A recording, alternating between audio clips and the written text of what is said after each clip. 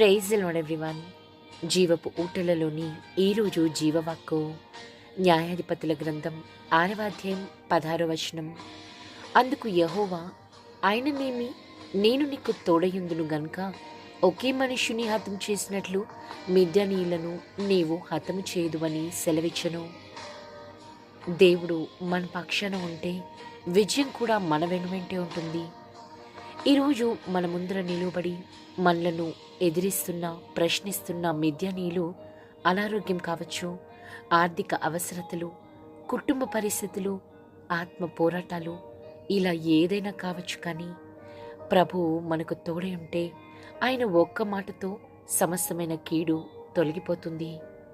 నమ్మి ఆయనను ఆశ్రయిద్దాం.